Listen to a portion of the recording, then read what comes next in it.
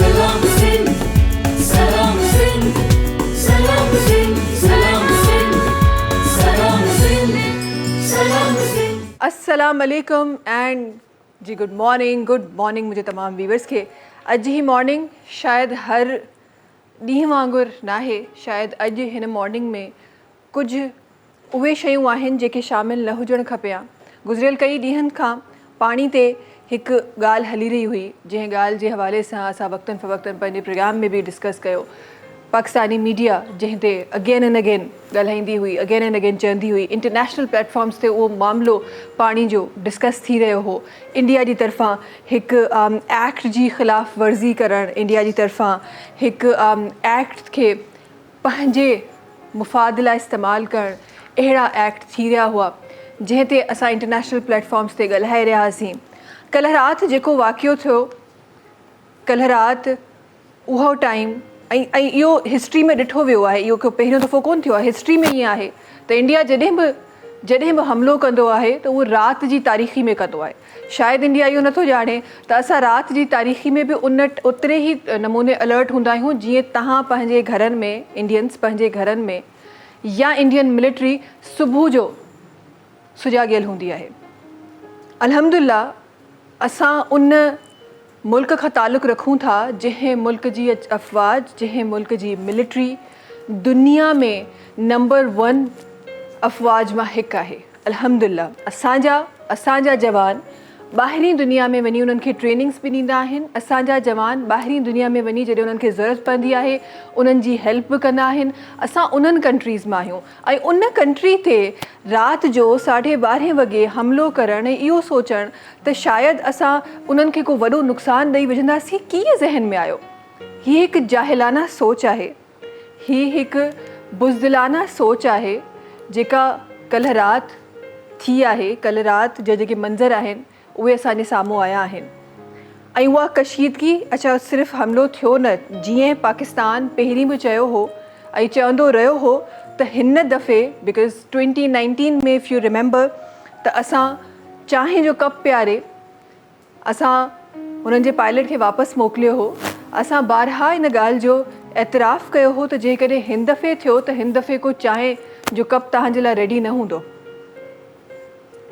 इहा ॻाल्हि क्लियरली पाकिस्तान जी तरफ़ां, पाकिस्तान जी फोर्सिस जी तरफ़ां, पाकिस्तान जी गवर्नमेंट जी तरफ़ां क्लियरली हिकु मैसेज वियल हो ऐं जेको थियो बि, जेको पाकिस्तानी अफ़वाज जी तरफ़ां जेको जवाबु हो उहो बि ॾिनो वियो। उन जवाब सां पाकिस्तान जी सॼी जेका क़ौम आहे, न सिर्फ़ु हींअर बल्कि उन राति जी तारीख़ी में बि जिथे हमिलो थियो, असां त वरी बि हिन सेफ स्पेस में वेठा आहियूं, ॻाल्हाए रहिया आहियूं, प्रोग्राम्स थी रहिया आहिनि, बट उन राति जी तारीख़ी में जिथे हमला थिया, मुज़फ़राबाद ऐं डिफरेंट जॻहियुनि ते जिथे हमला कया विया, उते जा माण्हू उन हमले खां पोइ बि कंहिं बंकर्स में, आम ममालिक वांगुरु कंहिं बंकर्स में वञी लिकिया कोन। दे were ready two face everything जेको उन टाइम ते थी रहियो हो। दे वर विद द फोर्सिस, उन्हनि जा दिलि, उन्हनि जा जज़्बा, उन्हनि जो जोश उहो ई जवान हो जॾहिं उन ई तरीक़े सां जवान हो जंहिं तरीक़े सां 1947 में असांजे जवाननि जो जोश जज़्बो जवान हो। इंडिया शायदि पंहिंजी 1965 वारी शिकस्त विसरी वियो हो ऐं उहा हिकु केॾी 6 सेप्टेम्बर इफ़ यू रिमेंबर, केॾो हिकु ख़ूबसूरत हिकु वक़्तु हो जंहिं वक़्त में अगेन इहा ॻाल्हि कई वई भरपासे वारे मुल्क जे पारां, इहा ॻाल्हि कई वई त असांजी लाहौर में वञी को नाश्तो कंदासीं, फ़तह करे लाहौर ऐं नाश्तो कंदासीं ऐं उन्हनि खे उल्टे पैर भॼणो पियो असांजी ज़मीन तां। उन्हनि कीअं सोचे छॾियो त हिन वक़्तु, ऐं उहो हमिलो बि राति में थियो, राति जी तारीख़ी में थियो, उन्हनि कीअं सोचे छॾियो त हिन वक़्तु असां प्रिपेयर न हूंदासीं। न सिर्फ़ु पाकिस्तानी अफ़वाज, पाकिस्तान जो हर जवान, पाकिस्तान जो हर वॾो, हर बुज़ुर्ग, हर ॿार पाकिस्तान जे लाइ जान कुर्बान करण लाइ तयारु आहे। इहो ई इन ॻाल्हि जो सबूत आहे त अॼु इन एक्ट खां पोइ हालांकि इंडिया जी तरफ़ां सिविलियंस जी जॻहुनि ते हमिलो कयो वियो, बट स्टिल अॼु असांजे अल्हम्दुलिल्लाह रोडनि ते जेका ट्रैफिक आहे उहा सेम आहे. असांजो हर माण्हू जेको आहे उहो ऑफिस वियो आहे, असांजो हर ॿार जेको आहे उहो स्कूल वियो आहे, कॉलेजिस विया आहिनि, हर माण्हू पंहिंजे ट्रैक ते आहे अल्हम्दुलिल्लाह. ऐं हुते छा पियो थिए, हुते ऑफिसिस बंदि पिया कया वञनि राति जो. ऐं असां त सिर्फ़ु उन्हनि स्पेसिस खे असां टारगेट कयो हो. ऐं 2 हमला पाकिस्तान जी तरफ़ां ॿुधायो थो वञे त 2 दफ़ो पाकिस्तान जी तरफ़ां हमिलो कयो वियो. ऐं उन्हनि जॻहियुनि ते जिते सिविलियंस न हुआ, जिते के ॿार के औरतूं न हुयूं, जंहिं तरीक़े सां हुननि हमिलो कयो, अहिड़ी का बि जॻह न हुई. उन खां पोइ बि हुते जी मीडिया इहा रिपोर्ट करे थी त सायरन्स वॼी विया. हुते जी मीडिया इहा रिपोर्ट करे थी त तमामु जेके डेली जा जेके कम आहिनि उन्हनि में ख़लल पैदा थियो, हिकु डपु पैदा थियो आहे, हिकु ख़ौफ़ पैदा थियो आहे. ऐं असांजा जवान उन ई ट्रैक सां पंहिंजी ज़िंदगी गुज़ारे रहिया आहिनि अल्हम्दुलिल्लाह. ऐं इहो सबूत आहे, इहा ज़िंदगी नॉर्मलाइज़ अॼु बि हुजण जो इहो सबूत आहे.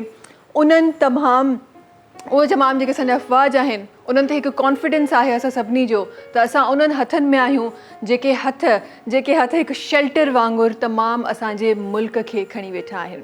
सो हीउ हिकु नंढो जवाबु हो. ऐं दुआ इहा ई आहे त इहा सिचुएशन जेका आहे, जेका हिते ख़तमु जेका थी चुकी आहे, इंशाअल्लाह इहा ख़तमु ई रहे.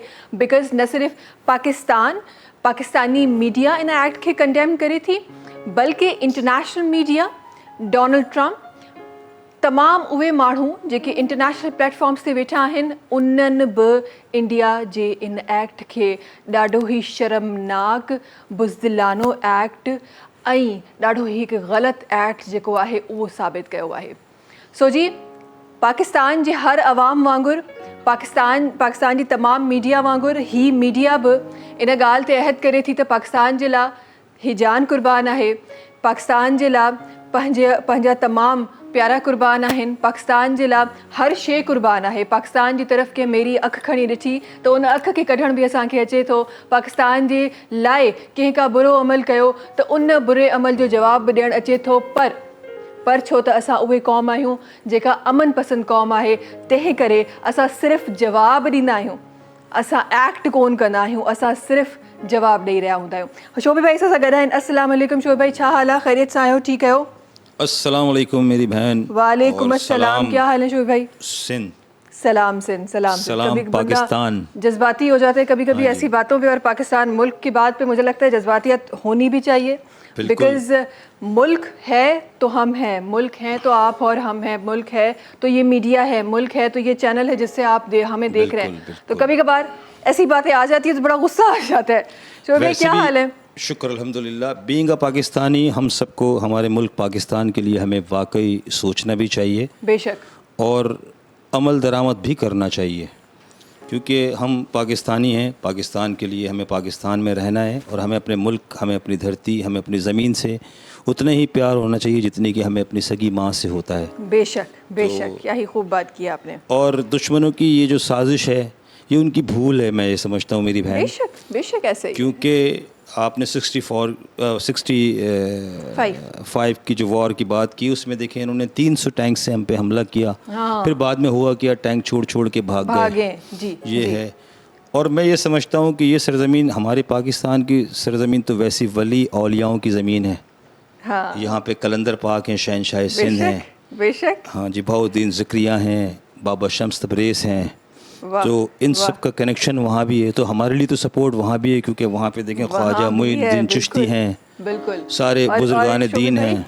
ये वही सपोर्ट है जो हमें नज़र आई. बिकॉज 1947 की जब आप उसकी बात करते हैं आप, और उस टाइम पे जो कुछ हो रहा था वहाँ, जब आप बात करते हैं 65 की आप बात करते हैं, जितनी वॉर्स की आप बात करते हैं, और जब आप उन लोगों से बात करते हैं, क्योंकि मैंने बहुत सारे इंटरव्यूज़ किए हैं, तो उनका कहना ये था कि समझ नहीं आता था कि ये इतने सारे लोग हैं और हम क्योंकि प्रिपेयर नहीं थे. हमला सामने वाली जगह से हुआ तो हम प्रिपेयर नहीं थे, लेकिन उसके बाद भी हमने फतह कैसे हासिल कर ली. तो याद आता है इस्लामिक वो हिस्ट्री जो बदर के मकाम पे नज़र आती है, जो खैबर के मकाम पे नज़र आती है. तो ये तो मुझे लगता है ये गॉड गिफ्टेड वो ताकत है जो पाकिस्तानियों को मिली हुई है अल्हम्दुलिल्लाह. ये जो साथ है ये अल्लाह रब्बुल आलमीन की तरफ से, और जितने भी कलमा गो हैं, मैं समझता हूँ जहाँ اللہ پروردگار ان کے ساتھ ہیں, کیونکہ ہم نے تو, ہمارا تو نعرہ بھی یہی ہے کہ پاکستان کا مطلب کیا, لا الہ الا اللہ, لا الہ الا اللہ. اور اسی نعرے سے, اسی کلمے کے بیس پہ یہ ملک بنا گیا ہے. تو کیسے ہو سکتا ہے کوئی اس ملک کے اوپر کوئی ایسا کچھ کر لے؟ اچھا جی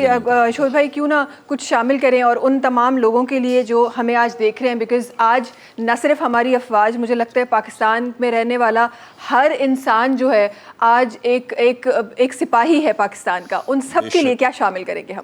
تو جنگ عظیم کی اگر ہم بات کریں, دین اسلام کے لیے جو جنگیں لڑی گئی ہیں, اس میں آپ کو پتہ ہے کہ حضرت علی مولا علی کائنات سر فہرست, پھر حضرت عمر رضی اللہ تعالیٰ عنہ, اور تمام تر ایسے ہمارے جو جسے کہتے ہیں زیوز ہیں, جو ہمارے جنہیں ہم مولا کہتے ہیں, مولا چاہتے ہیں, انہوں نے بھی بہت جنگیں لڑیں پاکستان پاکستان کے لیے کہہ رہا ہوں, دین اسلام کے لیے, کیونکہ پاکستان چھایا ہوا ہے دین اسلام کے لیے. تو میں ایسا ہی ایک کلام شیئر کرنا چاہتا ہوں جو سجاد علی بھائی نے گایا, تو اس کے بول بھی کچھ اسی لیے ہی ہیں, اسی طرح کی ہیں. جی جی. اللہ رسول اور نام علی,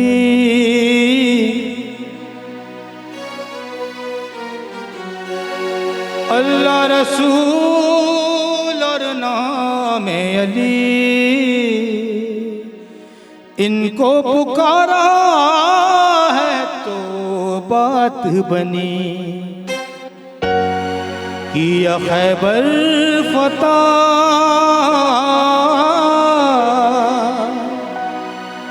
کیا خیبر فتح, وہ ہیں مشکل کشا, بولو علی علی.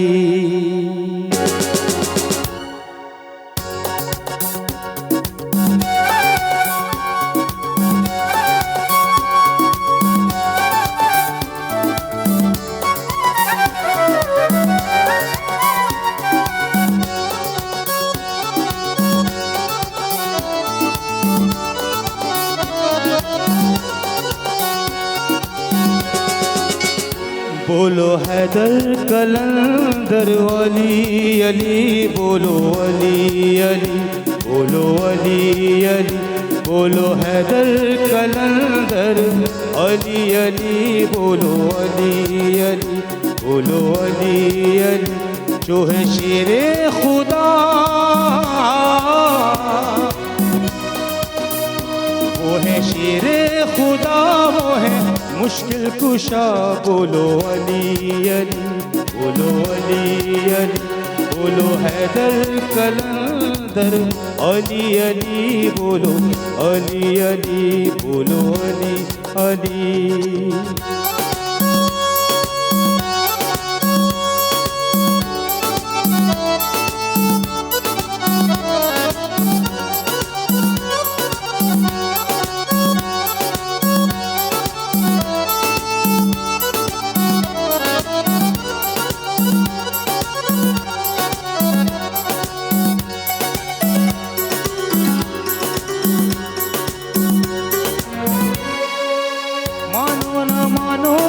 سب نے کہا وہی تو وسیلہ ہے, یہ رب نے کہا, علی علی, بولو علی علی, مانو نہ مانو یہ سب نے کہا, وہی تو وسیلہ ہے, یہ رب نے کہا, وہ ہے شیر خدا, وہ ہے شیر خدا, وہ ہے مشکل کشا, بولو علی علی, بولو علی علی, بولو علی علی, بولو حیدر کلندر علی علی, بولو علی علی, بولو علی علی, بولو علی علی, بولو علی علی, بولو علی علی. واہ واہ, زبردست زبردست زبردست. انکھا بڑوں کو تماچو تھی نہ تو سگے انڈیا جلا تو کل رات حملو ہونے طرفاں تھو ہے, پر وری بھی اسا پانی زندگی میں مگن آئیں. ائیں असां अल्हम्दुलिल्लाह असां सेफ आहियूं, असां सिक्योर आहियूं, असांखे कॉन्फिडेंस आहे पंहिंजी अफ़वाज ते. ज़िंदगी असांजी उअं ई रवा रवा थींदी. तव्हांजे नंढनि चुटकलनि सां असांजी ज़िंदगी ते को फ़र्क़ु कोन पवण वारो आहे. वक़्तु आहे ब्रेक जो. तव्हां सां मुलाक़ात कयूं था हिन ब्रेक खां पोइ इन नारे सां गॾु त पाकिस्तान ज़िंदाबाद, पाकिस्तान आर्मी ज़िंदाबाद. Salam Sindh, Salam Sindh, Salam Sindh, Salam Sindh, Salam Sindh, Salam Sindh. जी वेलकम बैक. अच्छा जी, असांजा महिमान सां गॾु आहिनि. महिमान जी तरफ़ हलूं था. ज़िंदगी खे रवां दवां ॾाढो ख़ुशहाल, ॾाढो प्यारो प्यारो गुज़ारियूं था, ॾाढो सेफ एंड सिक्योर गुज़ारियूं था. हिन तरफ़ सां गॾु जेके महिमान तशरीफ़ फरमा आहिनि, सभिनी खां पहिरियों सां गॾु जेका पर्सनैलिटी तशरीफ़ फरमा आहे, पाण जो तालुक़ु जेको आहे उहो एजुकेशन सां आहे. ऐं हिननि जो बिकॉज़ एजुकेशन पाकिस्तान जो मूंखे लॻे थो उहो सेक्टर आहे जंहिं ते तबसरो हमेशह थींदो रहंदो आहे. कॾहिं सुठनि लफ़्ज़नि में, कॾहिं बुरनि लफ़्ज़नि में बि करे विझंदा आहियूं, पर तबसरो हमेशह हलंदो आहे. असां गॾु सैयद शहज़ाद अली साहब आहिनि जेके तशरीफ़ फरमा आहिनि. अस्सलाम वालेकुम. वालेकुम. कीअं हो? ख़ैरियत सां आहियो? ख़ुशि जी आहियो? अल्हम्दुलिल्लाह. तबियत ठीकु आहे? बस ज़िंदगी कीअं आहे शहज़ाद साहब? अल्हम्दुलिल्लाह. बस स्कूल से, कॉलेज से और फिर यूनिवर्सिटी से वाबस्तगी और उसी के लिए चीज़ों के लिए बातचीत, बस उसी के साथ साथ ज़िंदगी चलती जा रही है. जी. अच्छा जी, इन सां गॾु गॾु हिकु ॿी पर्सनैलिटी आहे जेका तशरीफ़ फरमा आहे. पाण हिकु सोशल एक्टिविस्ट बि आहिनि, मोटिवेशनल स्पीकर बि आहिनि. असां गॾु डॉक्टर यहया अंजुम साहिब आहिनि जेके तशरीफ़ फरमा आहिनि. छा थी रहियो आहे मूंखे? अस्सलाम वालेकुम डॉक्टर यहया. वालेकुम कीअं सलाम. हो? ख़ैरियत सां आहियो? ख़ुशि आहियो? अल्लाह जो शुक्र. तबियत ठीकु आहे? अल्लाह जो शुक्र. ज़िंदगी कीअं आहे डॉक्टर साहब? अल्हम्दुलिल्लाह अला कुल्ले हालिन, हर हाल में अल्लाह का शुक्र अदा करें. बेशक बेशक. अल्लाह ताला बेशक, कुरान हर हाल. शरीफ फरमाया तो लाइन शकरतुम लाज़ीदन्नकुम वलाइन कफरतुम इन्ना अज़ाबी लशदीद. मेरी नेमतें खा के मेरा शुक्र अदा करोगे तो आपको और दूंगा, और अगर ना शुक्री करोगे तो फिर ऐसा अजाब डालूंगा कि परेशान होते अल्लाहु रहोगे. अकबर. अल्लाह इन जे लाइ ताला असांखे हर हाल में आहे ना आहे, घटि आहे वधि आहे, अल्लाह जो शुक्र अदा करें. शुक्र अदा करणु खपे. बिकॉज़ यू नो तव्हां जेका ज़िंदगी जी रहिया आहियो, शायदि तव्हांखे लॻे त हिकु शइ तव्हां वटि तव्हांखे नज़र अचे थी त उहा मूं वटि न आहे, पर केतिरियूं सारियूं शयूं तव्हां वटि आहिनि उन्हनि जी तरफ़ त तव्हां ॾिसो ई नथा. ऐं तव्हां वटि हिकु साह बि बाक़ी आहे न, उन ते बि शुक्र जो हुकुम आहे. अच्छा जी, इन सां गॾो गॾु हिकु ॿिया महिमान जेके असां गॾु तशरीफ़ फरमा आहिनि उन्हनि जी तरफ़ वञणु चाहियां थी. पाकिस्तान जो जेको यंग टैलेंट आहे, यंग ब्लड आहे, माशाल्लाह बचपन खां नंढपण खां गायकी सां वाबस्तगी अथनि, खोड़ सारनि सारा ई माशाल्लाह ॻाईंदे ॻाईंदे उन लेवल ते पहुता आहिनि जो रजिस्टर्स जेके शोज़ आहिनि उहे बि करे रहिया आहिनि, प्राइवेट महफ़िलूं आहिनि उहे बि करे रहिया आहिनि. नंढड़ी उमिरि में खोड़ कुझु करे छॾियो अथनि. राहील उमरानी साहब आहिनि जेके असां गॾु तशरीफ़ फरमा आहिनि. अस्सलाम वालेकुम. वालेकुम सलाम. कीअं हो? ख़ैरियत सां आहियो? ख़ुशि आहियो? तबियत ठीकु आहे राहील? बिल्कुल. कीअं आहे ज़िंदगी? ठीक ठाक हलूं ठीक पिया. ठाक हलूं पिया. किथे हलो पिया? कीअं हलो पिया? ज़िंदगी गुज़ारियूं पिया. गुज़ारियो पिया. कहिड़ी ज़िंदगी? चवंदा आहिनि त ज़िंदगी हिकु सफ़र आहे. और उन सफ़र में जॾहिं तव्हां सफ़र में हूंदा आहियो, डिफरेंट गाॾियूं हूंदियूं आहिनि न. कॾहिं गाॾी हूंदी आहे, कॾहिं बस हूंदी आहे, कॾहिं साइकिल हूंदी आहे, कॾहिं मोटर साइकिल हूंदी आहे, कॾहिं जहाज़ बि अची वेंदो आहे. तव्हांजो ज़िंदगी जो सफ़र कंहिं ते पियो गुज़रे? कार ते पियो गुज़रे. ईअं छो? कार सां छो मोहबत आहे राहील खे? बस. अच्छा राहील, माशाल्लाह सां हिन वक़्तु तव्हां 14 ईयर्स जा आहियो.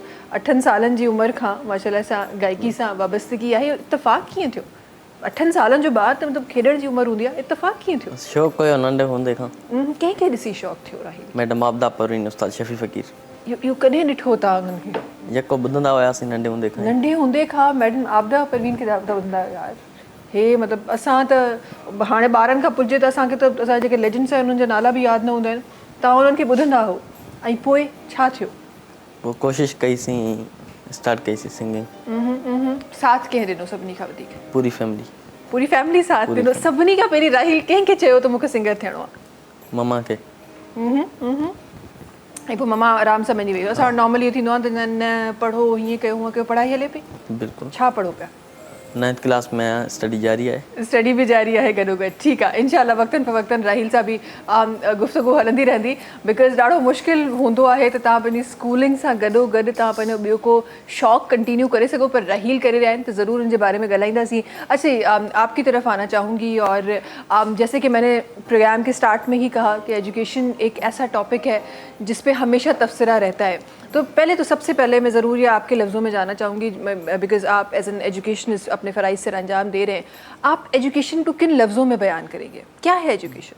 देखें, तालीम तो 1400 साल पहले जब नबी करीम सल्लल्लाहु अलैहि वसल्लम ने आए और उसमें दी तो वो क्या थी कि बस इल्म से पहले लाइल्मी है. اگر لا علمی کو ہٹا دیں جو چیز آپ کو آ جاتی ہے وہ تعلیم ہے.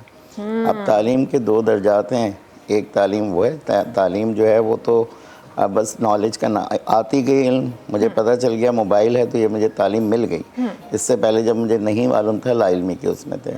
اب تعلیم جب بچے اس وقت حاصل کر رہے ہیں تو پہلے تھوڑا سا تعلیم و تربیت کا تھا, اب یہ عنصر صرف تعلیم کا رہ گیا, ڈگریوں تک محدود رہ گیا. ڈگریوں تک محدود رہ اب اس میں صرف وہاں پر بہتر سچویشن کے باعث بنیں گے کہ اس تعلیم کے ساتھ اگر تعلیم و تربیت ہیں اور ادب کے ساتھ ہو تو وہ ہمیں ہمارے مذہب کی طرف لے جائے گی. ادروائز وہی تعلیم شیطان کے پاس بہت زیادہ ہے, جب اس میں ادب نہیں ہوگا تو وہ شیطانی طرف لے جائے گی. بالکل تو بالکل بس تعلیم تو خیر جتنا آپ کہتے رہیں سارا دن بھی بات کرتے رہیں تو کم ہوگی. کم ہوگی. بالکل بالکل کیسے ہی ہے. اچھا مجھے اچانک سے احساس ہوا چائے صرف میں ہی پی رہی ہوں, چائے اچھی نہیں لگی کہ چائے کے ساتھ بہت اچھی تھی, پی لی ہے. پی لی آپ لوگوں نے یار, یہ کیوں بھائی ڈاکٹر صاحب یہ کیا ہو رہا ہے یہ راہیل, مطلب یہ لوگ ٹھنڈی چائے پیتے ہیں. ٹھنڈی چائے پیتے, میں بھی ٹھنڈی پیتی ہوں, اسی لیے آہستہ آہستہ ابھی تک میری چائے ٹھنڈی نہیں ہوئی. اچھا چائے کے ساتھ ویسے ایک مجھے ایسا لگتا ہے چائے کے ساتھ بڑا خوبصورت رشتہ ہوتا ہے آپ کا. نہیں وہ کسی کتنے بھی آپ رشتوں کو آپ کاؤنٹ کر لیں, لیکن جو چائے کے ساتھ محبت ہوتی ہے نا وہ کسی اور کے ساتھ نہیں ہوتی. ایسی محبت ہے چائے کے ساتھ. جس کے ساتھ چاہت ہوگی اس کے ساتھ چائے ہوگی. واہ کیا ہی زبردست بات کر دی آپ نے. اچھا جی آپ کی طرف آنا چاہوں گی, اور ہم آرام سے چائے بھی پی سکتے ہیں, آرام سے باتیں بھی کر سکتے ہیں. یہ میں ہمیشہ چاہتی ہوں کہ میرے شو میں آپ ایسے سوچے جیسے وہ عام سے الفاظ ہیں نا کہ فیل لائک ہوم, تو فیل ایٹ ہوم ایسے آپ کو فیل آنی چاہیے. اسی لیے ہم لوگ اس طرح کی مہمان نوازی کا جو اس طرح کی مہمان نوازی کا سب کچھ سجاتے ہیں. اچھا مجھے یہ بتائیں ڈاکٹر صاحب, آپ کی طرف آنا چاہوں گی, اور ماشاءاللہ ایک عرصے سے لوگوں کو موٹیویٹ بھی کر رہے ہیں اپنی باتوں سے, ان کو ان کی بہت ساری چیزیں ہیں جس کے لیے آپ ہیلپ آؤٹ بھی کر رہے ہیں, اور کافی ساری آپ اتنی اچھی اچھی باتیں لوگوں کو بتایا جاتا ہے کہ لوگوں کی جو زندگیاں ہیں وہ چینج ہو جاتی ہیں. ایز اے موٹیویشنل اسپیکر آپ کو کیا لگتا ہے کہ جب خود کو موٹیویٹ کرنے کی ضرورت آتی ہے ڈاکٹر صاحب, کہ کس طرح ہوتا ہے, خود کو کیسے انسان موٹیویٹ کرتا ہے؟ دیکھیں جیسے سر نے کہا کہ تعلیم بہت ضروری ہے, علم سے پہلے تو لا علم ہے نا. تو میں بہت سارے چینلوں پہ کہہ چکا ہوں کہ آج اگر اس جگہ پہ بیٹھا ہوں نا, اور آج اگر میرے نام کے ساتھ ڈاکٹر لگ رہا ہے, تو سب سے پہلے اللہ پاک کا فضل و کرم, نبی علیہ الصلوۃ والسلام کا فضل و کرم, میرے ماں باپ کی دعائیں, اور پھر میرے روحانی ماں باپ جو میرے استاد ہیں. ہاں اچھا ایک بیو پلس پوائنٹ ہے ڈاکٹر یحییٰ ورت ڈاکٹر یحییٰ ڈفرینٹ لینگویجز ॻाल्हाईंदा आहिनि. असां सिंधी में असां सिंधी भी शामिल करे सघंदा जी डॉक्टर साहब. जी تو استاد کی جس نے قدر نہیں کی میرا خیال اس نے کچھ بھی نہیں پایا. میرا انٹیریئر سے تعلق ہے. کچھ عرصے پہلے 2019 کے اندر میں اپنے بچوں کو لے کے گیا میرپور خاص, جہاں سے میں نے تعلیم حاصل کی. دوستوں سے پتہ کیا کوئی ٹیچر ہمارے ہیں, پتہ لگا کہ ہمارے ایک ٹیچر ہے زندہ ہیں. میں گیا, ان سے ملاقات کی, ایجنٹ تھے. میں نے دروازہ بجایا, باہر نکلے, میں نے کہا سائیں السلام علیکم, جیسے گھٹنے میں ہاتھ لگاتے ہیں سندھی میں. تو مجھے کہنے لگے یحییٰ آئیں, میں کہا جی سائیں. हिन उमिरि में बि उन्हनि तव्हांखे सुञातो? सुञातो मूंखे. ज़बरदस्त. त मूंखे जी छा पियो करे, मुंहिंजो साईं तव्हांजी मार ऐं तव्हांजे प्यार मूंखे डॉक्टर ठाहे छॾियो. त आउं पंहिंजे ॿारनि खे इन करे वठी आहियां त उनखे ॾेखारण लाइ त आउं अॼु बि इन उमिरि में 50 साल जी उमिरि में आउं उस्ताद जो उहो ई अदब थो करियां, इज़त थो करियां जीअं 6 क्लास में कंदो हुउसि. वाह वाह. छो असांजे माउ बाप असांखे तालीम ॾिनी, उस्ताद तालीम ॾिनी. उस्ताद जी तालीम जे करे अॼु मां डॉक्टर चवरायां पियो. न त मूंसां गॾु अलाए केतिरा जेके इन स्टेज ते न पहुता. त तालीम जेको आहे न हू ज़रूरी आहे. बिल्कुलु. ऐं मोटिवेशनल जॾहिं ऐं त इहे सम्झा थो माण्हू ॿिए खे तबलीग बाद में करे, पहिरीं पंहिंजे 6 फुट जे जिस्म ते इस्लाम नाफ़िज़ करे न. त त जॾहिं मूं में कुझु ख़राबी हुई, ऐं ॾाढो गुनाहगार माण्हू आहियां, ऑनेर चवां थो, लेकिन मुंहिंजो हिकु मुर्शिद आहे हकीम तारीख़ महमूद चोगताई साहिबु लाहौर में हूंदा आहिनि, अबकरी जे नाले सां हुनजो रिसालो आहे. 16-17 सालनि खां हुन सां बैत आहियां, हुन सां हलां पियो हुननि सां गॾु. त उन्हनि मूंखे सभिनी खां पहिरीं इहो लफ़्ज़ सेखारियो त इंसानियत बहुत बड़ी चीज़ है. आपके पास हर मज़हब का, हर मसलक का, हर कौम का बंदा आएगा, लेकिन आपने ये देखना कि मैं डॉक्टर हूँ और वो मरीज़ है. अगर आप मसलक और उन चक्रों में पड़ गए ना कि ये तो सिख है, ये तो हिंदू है, ये तो ईसाई है, फिर आप उसको वो नहीं कर सकते कि जिसका आपने हलफ लिया था कि मैं जब पास कर लूँगा, डॉक्टर जब बन जाऊँगा तो मैं इंसानियत की खिदमत करूँगा. لیکن بڑی معذرت کے ساتھ کہنا پڑتا ہے مجھے بہت دکھ ہوتا ہے میرے کولیگس پر کہ ختم ہو گئی انسانیت ہمارے یہاں. بالکل بالکل. اور مجھے لگتا ہے کہ یہ جو ہم ایک کشیدگی کا ماحول دیکھ رہے ہیں اور لوگوں کی پریشانی دیکھ رہے ہیں اور بہت کچھ برا ہوتے ہوئے دیکھ رہے ہیں, اس کا بیسک آئی گیس ریزن یہی ہے کہ ہم انسان بعد میں بن گئے. حالانکہ خدا تعالیٰ نے جب تخلیق کیا تھا تو انسان پہلے تخلیق کیا تھا, لیکن ہم جو ہے وہ انسانیت کو ہی بھول کے اور باقی ساری جو دنیاوی چیزیں اس میں کہیں مشغول ہو گئے. آپ نے ایک بڑی اچھی بات کی جس کو میں آگے بڑھانا چاہتی ہوں اور جناب کی طرف وہ سوال کا رخ جو ہے وہ جناب کی طرف لے کے جانا چاہتی ہوں کہ جہاں آپ نے یہ بات کی کہ تعلیم ہوتی تھی اور جو استاد نے تعلیم دی, ان کی ڈانٹ, ان کا پیار, اس سے آج میں ڈاکٹر ہوں.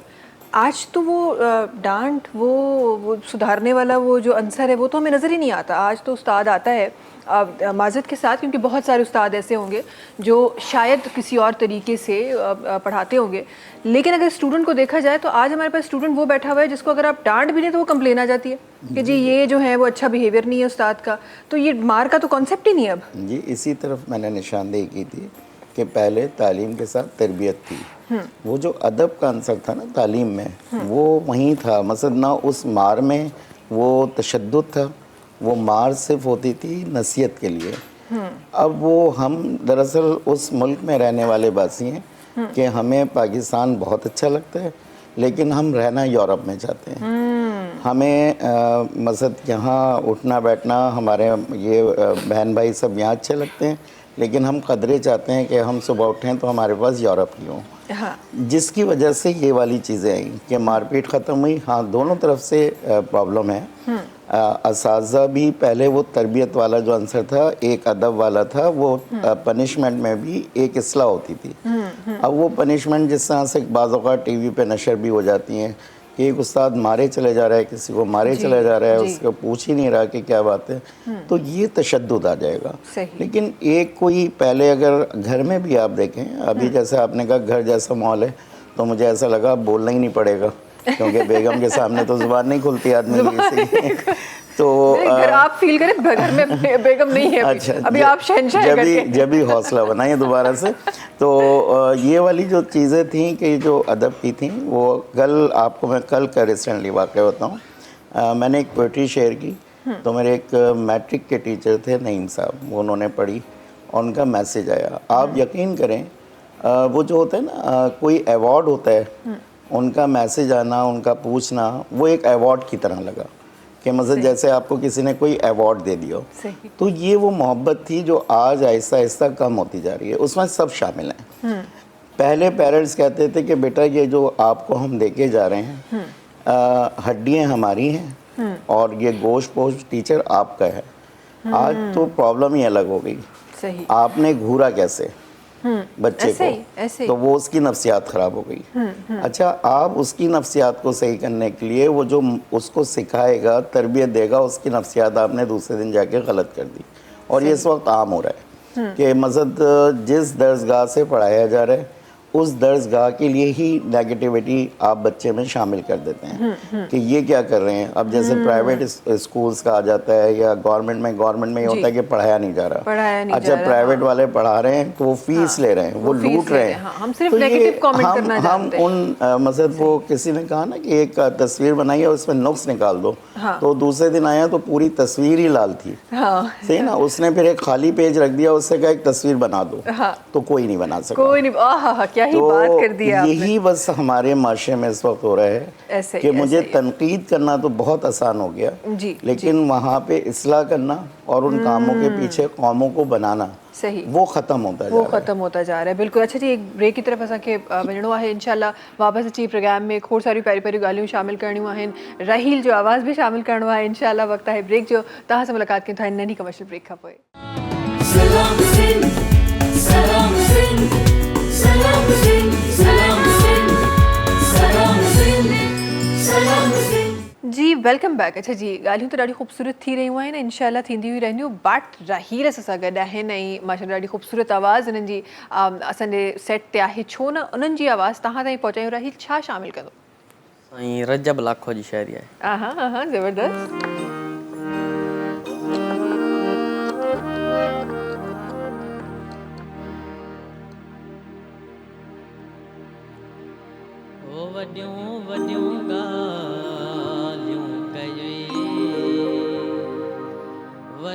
वॾियूं ॻाल्हियूं कई वफ़ात कान कई ओ वॾियूं वॾियूं ॻाल्हियूं कई वफ़ात कान कई लॻी गैरनि जे चवण ते लॻी गैरनि जे चवण ते समय पिनी सूर ॾिनई ओ वॾियूं वॾियूं ॻाल्हियूं कई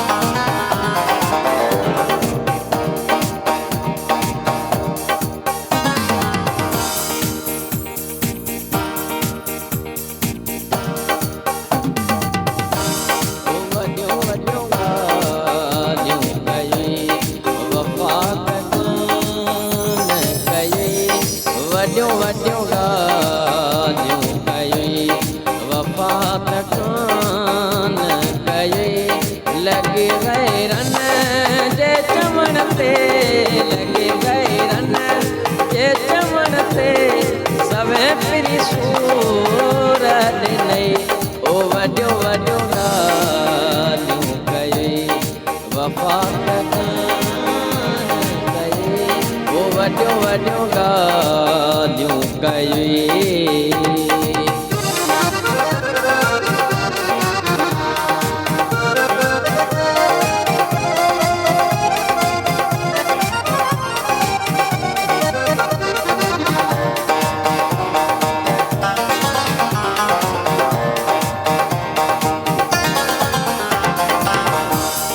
तोखे मन समझी सघियमि ओ दीवानो जो यार हुयमि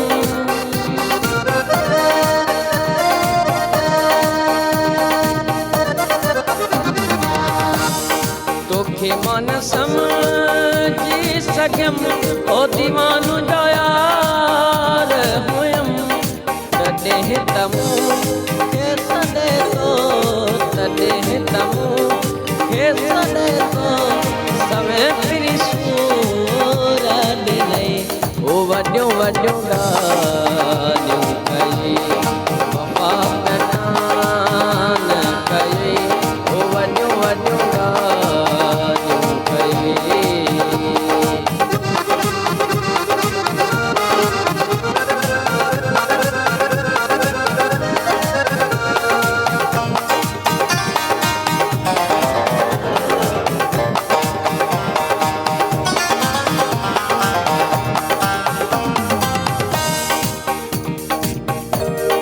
मुराई त तुंहिंजो हुयो और जब न बेजो थियो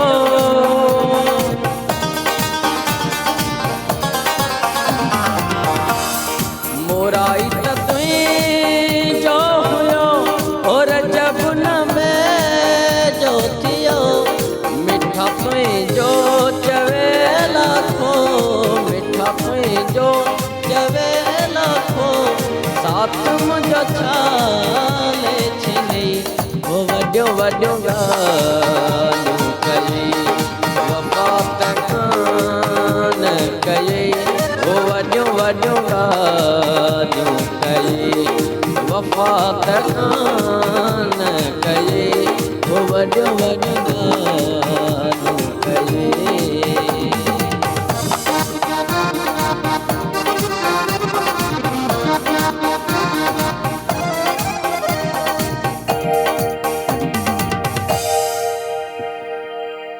ज़बरदस्त बहुत ज़बरदस्त अच्छा अच्छा सिंगर त राहील ॾाढा ज़बरदस्त आहिनि ई आहिनि गॾोगॾु बाजू बि गॾु पाण सां खणी आया आहिनि उहो बि उन जी बि सिखिया अथनि गॾोगॾु जेको चइजनि था और मञनि भी था ये आजकल के बच्चों की तरह नहीं है जो कहा वो माना भी है अच्छा राहील माशाल्लाह सां ही चलो सिंगिंग त गॾु रखी उन सां गॾु नंढी उमिरि में बाजू वॼाइणु इहो करे सिखियो आहे गॾु ई गॾु सिखियासीं सिखियासीं अच्छा जॾहिं सिंगिंग जी ॻाल्हि, सिंगिंग में अलॻि अलॻि सिन्फ़ूं हूंदियूं आहिनि न, को माण्हू क्लासिकल जी तरफ़ वेंदो आहे, को सूफ़ी जी तरफ़ वेंदो आहे, को पॉप म्यूज़िक जी तरफ़ वेंदो आहे। राहिल कुझु सोचियो त मूंखे हे वारी म्यूज़िक करणी आहे? हर रंग ॻाईंदा आहियूं।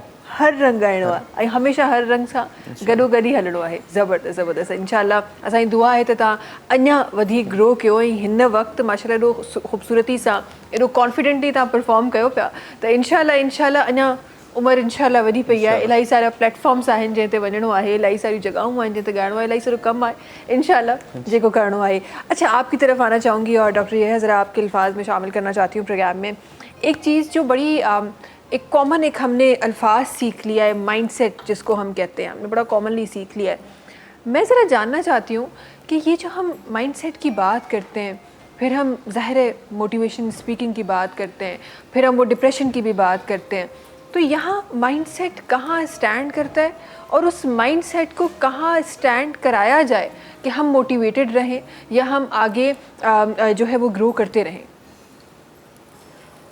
मेरा ख़्याल है कि अगर हम अल्लाह ताला के अहकामात और नबी अलैहिस्सलाम की सुन्नतों को ज़िंदा रखें अपनी ज़िंदगी के अंदर, तो मुझे नहीं शक पड़ता, मुझे नहीं वो यकीन होता कि बंदा हम कहीं गुमराह हो जाएं या हमें कहीं, क्योंकि सबसे बड़ा मोटिवेशन तो अल्लाह पाक ने कुरान पाक में पूरी ज़िंदगी हमारी एक बता दी ना, पूरी ज़िंदगी का तरीका एक बता दिया। लेकिन बदकिस्मती से आज हम उसकी तरफ जाते नहीं, हम तो मादी चीज़ों के पीछे जो भाग रहे हैं, मुझे सुन लिया, उसको सुन लिया, उसको सुन लिया, उसको सुन लिया कि ये क्या कह रहे हैं, कासिम अली शाह साहब क्या कह रहे हैं, डॉक्टर याहिया क्या कह रहे हैं, फलां क्या कह रहा है, फलां क्या कह रहा है। आपकी इंशाल्लाह बात को हम कंटिन्यू करेंगे। एक कॉलर हमारे साथ हैं, उन्होंने तरफ वञण चाहियां थी। अस्सलाम वालेकुम। जी अस्सलाम वालेकुम।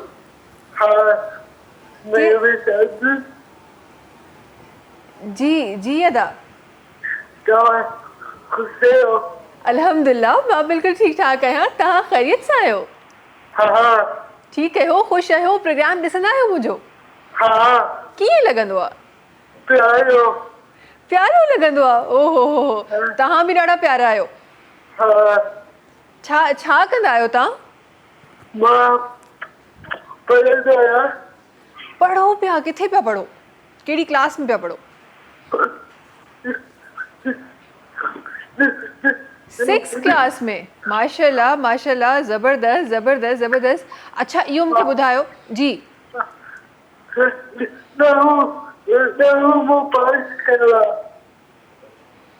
ॾहों पास कयो आहे? अच्छा अच्छा अच्छा अच्छा अच्छा, ज़बरदस्त ज़बरदस्त। पोइ त तव्हां ॾाढा अक़लमंद माण्हू थी विया आहियो। हर को पास न करे सघंदो आहे ॾहों। हा हा, असांजा डायरेक्टर खिलनि पिया। 5 सालनि जी उमिरि में माण्हू न हथियार फेटी करे छॾींदा आहिनि त असांखां नथो पढ़जे, तव्हां त ॾहों पास करे विया आहियो। जी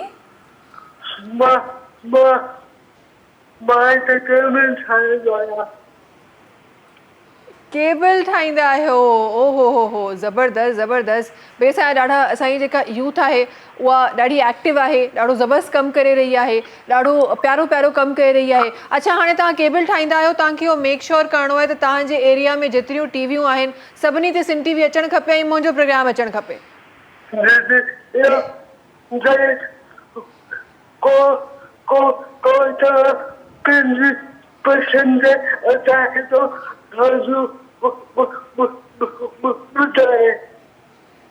ठीकु आहे, वॾी महिरबानी तव्हांजी कॉल करण जी ऐं एतिरो प्यार करण जी, एतिरो प्यार सां असांखे कॉल करण जी, असांजे प्रोग्राम में शामिलु थियण जी। ऐं ही उहो प्यारु आहे जेको एक्चुअली ॾाढो स्पेशल आहे। असां हमेशह जॾहिं फैंस जी ॻाल्हि कंदा आहियूं, जॾहिं उन्हनि माण्हुनि जी ॻाल्हि कंदा आहियूं जेके असांखे पसंदि कनि था, पर उहे किथां किथां ऐं कंहिं कंहिं जॻह ते पसंदि कनि था, किथे किथे उहे वसियल आहिनि ऐं कीअं उहे महिनत करे कॉल्स कनि था।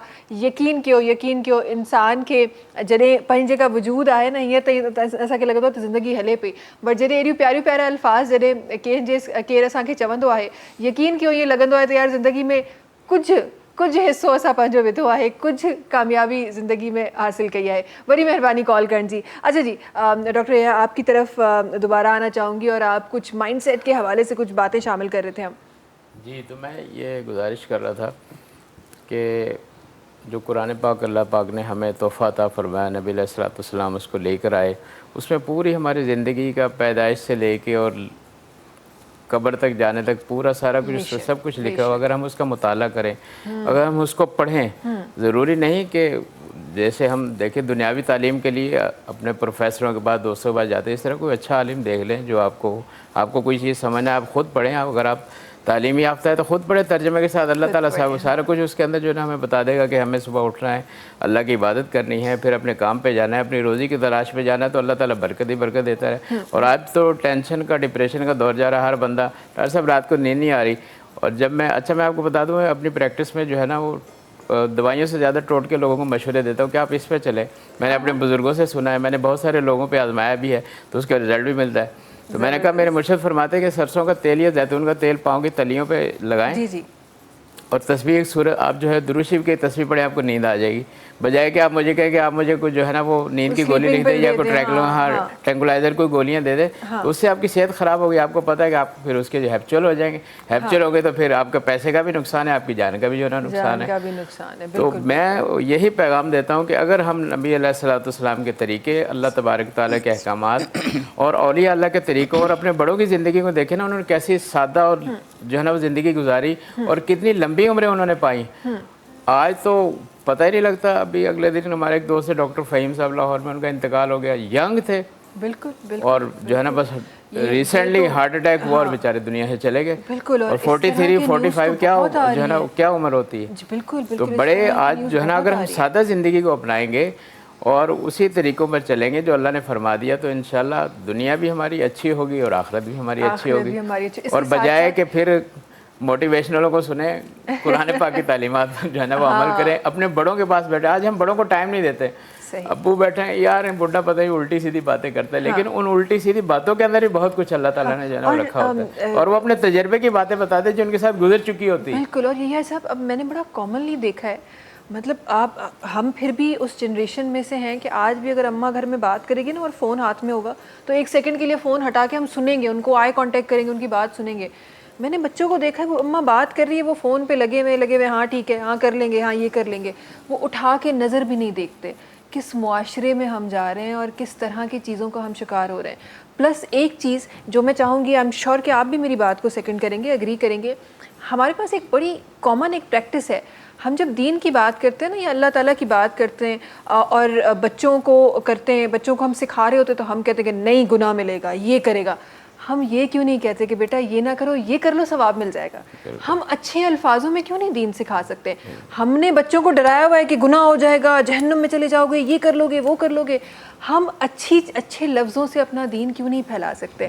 हम वो मोहब्बत प्यार भरी क्यों नहीं हम अपने बच्चों में शामिल कर सकते जो हमें टीचिंग्स हमें दी गई हैं? अगर हमें बेशक हमें गुनाह का भी बताया गया, साथ साथ हमें सवाबों का भी बताया गया ना, हम उस तरफ अपने बच्चों का जो जहनियत है वो क्यों नहीं शिफ्ट करते? ये बड़ी ज़रूरी चीज़ है।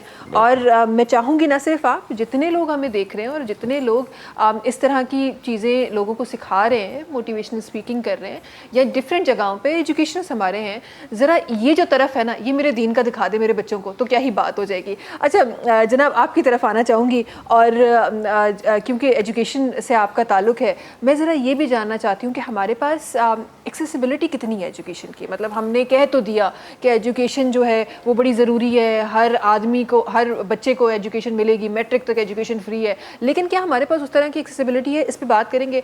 पर जी हिकड़ी नंढी ब्रेक जो वक्त आए तहाँ से मुलाकात करें था, नंढी कमर्शियल ब्रेक खां पोइ। सलाम सिंध, सलाम सिंध, सलाम सिंध, सलाम सिंध, सलाम सिंध, सलाम सिंध। जी वेलकम बैक। अच्छा जी, सवाल किथे सवाल पूरा थी हुए, जवाब असां ताईं कोन पहुतो, तो आपकी तरफ आना चाहूँगी और ज़रूर जानना चाहूँगी इस हवाले से कि हमने दावे भी कर दिए, हमने ब्लैक एंड वाइट में भी लिख दिया कि जी हर बच्चे को एजुकेशन मिलेगी, मैट्रिक तक फ्री मिलेगी, हक है उसका, सब कुछ हमने कर दिया, लेकिन क्या आपको लगता है वाकई हम उस तरीके से हम एक्सेसिबल कर चुके लोगों के लिए एजुकेशन?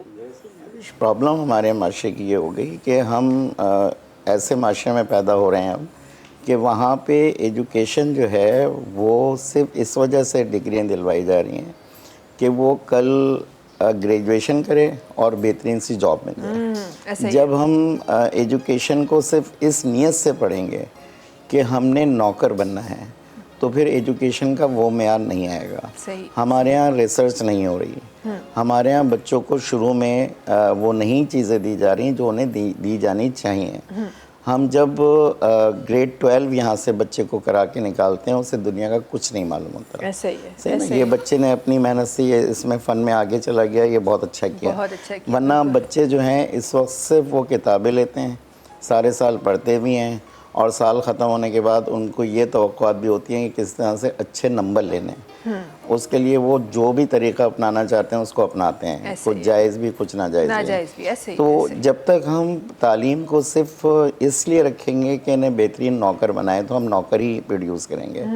جہاں ہم انہیں جب گریڈ 12 کا اسٹوڈنٹ ہے تو اس کے گریڈ 12 میں 2 سال ہم نے سردار شاہ صاحب جو منسٹر ہیں ان کو بھی یہ ریکویسٹ کی کہ 2 سال جو ہے بچوں کے مختلف 10 15 دن میں وہ انہیں فیکٹریز میں لے کے جائیں جیسے دنیا بھر میں ہوتا ہے. انہیں بینکوں میں لے کے جائیں, انہیں ہاسپٹلس میں لے کے جائیں, انہیں وہ تمام زراعت میں لے کے جائیں, تاکہ جب بچہ لکھ لیں تو اس کا جہاں ویژن ہے, جیسا اس کا بچے کا گانے میں ہے تو یہ اس طرف چلا گیا, کسی کا ہے کہ نہیں میں کھیت لگاؤں تو وہ اس طرف چلا جائے. ہمارے ہاں تو پیدا ہوتے ہی ہم ڈیسائیڈ کر دیتے ہیں کہ یہ ڈاکٹر بنے گا, مہوش جو انجینئر بنے گی. صحیح نا, ہم جب یہ مائنڈ سیٹ کے ساتھ ہم تعلیم دیں گے تو ہمیں صرف یہی چیزیں ملیں گی. اب تو اتنی دنیا بڑھ چکی ہے, تعلیم تو پوری یہ آ گئی, اب تو اساتذہ کو بہت آگے جا کے محنت کرنی پڑے گی. جب ہم جس دور میں, یا ڈاکٹر صاحب جس دور میں تعلیم حاصل کرتے تھے وہاں کے شاید اساتذہ کو اتنی محنت نہ کرنی پڑتی ہو, کیونکہ ہم تو جو وہ کہتے تھے اس پر ایمان رکھتے تھے. آج بچہ ایمان نہیں رکھ رہا, آج جیسی آپ کوئی غلط بات کہتے ہیں وہ گوگل کرتے ہیں اور چند سیکنڈ میں آپ کو اس کا جواب دے دیتا ہے کہ ٹیچر آپ غلط بات بتا رہے ہیں. تو جہاں تک چیزوں کا ہے تو سب سے بہترین تو یہ ہے کہ مادری زبان میں تعلیم دی جائے. جب تک آپ اس کے مادری زبان میں نہیں دیں گے اسے بالکل پتہ نہیں چلے گا. جیسے ڈاکٹر صاحب نے کہا کہ قرآن پڑھنا چاہیے, ہم یہاں قرآن پڑھا رہے ہیں جس کی زبان عربی ہے, کیونکہ وہ عرب میں اترا تھا. اب ہمیں بچوں کو سمجھانے کے لیے اس کا ترجمہ پڑھانا پڑے گا, ورنہ ہماری طرح ہوگا. میں حج کرنے گیا تو وہاں پہ ایک عربی صاحب جو ہے وہ اپنی زبان میں شروع ہو گئے, تو ہم ہاتھ باندھ کے کھڑے ہو گئے, شاید یہ کچھ آیات سنا رہے ہیں. تو وہ کہنے لگے بھائی راستہ دو, مجھے باتھ روم جانا ہے. تو دوسرے بندے نے بتایا جو ٹرانسلیٹ کر رہا تھا, ورنہ ہم ہاتھ باندھے ہی کھڑے رہتے ہیں. کوئی عربی ہم سے, لاہور والا واقعہ ہوا تھا جو دوپٹے پہ پتہ نہیں کوئی شاعری لکھی ہوئی تھی, ہم نے تو پتہ نہیں کیا معاملہ بنا دیا تھا. تو بات یہ ہے کہ سمپل سی بات یہ ہے کہ جب تک ہم یہ شعور پیدا نہیں کر پائیں گے کہ تعلیم ہے کیا, ہم تعلیم کو ڈگری سمجھ رہے ہیں کہ بس اگر یہ ڈگری مل گئی تو یہ تعلیم یافتہ ہے. نہیں, یہ تو بالکل اس طرح کی بات ہے کہ کسی گدھے پہ لائنیں لگانے سے زیبرانی بن جائے گا. تو کوشش ہمیں کرنی ہے کہ اسے تعلیم دیں بچوں کو. اچھا شہزاد صاحب, یہ جو آپ نے بات کی کہ مدر ٹنگ میں ہونے چاہیے, مجھے یاد پڑتا ہے کہ ہم نے چلو کراچی سے باہر سندھ کے جتنے اسکول ہیں اس میں تو ہمیں سندھی زبان نظر آتی تھی کیونکہ سندھی زیادہ بولی جاتی تھی. اب یہاں جو بچے ہیں ظاہر کراچی میں جب آتے ہیں تو کراچی سندھ کا وہ حصہ ہے جہاں ہر زبان پائی جاتی ہے. تو جو سندھ سے لوگ آتے تھے وہ میجورٹی ہمیں نظر آئے کہ سندھ سے کافی سارے لوگ آ گئے یہاں پر, سندھ کے دوسرے شہروں سے کافی سارے لوگ کراچی میں آ گئے.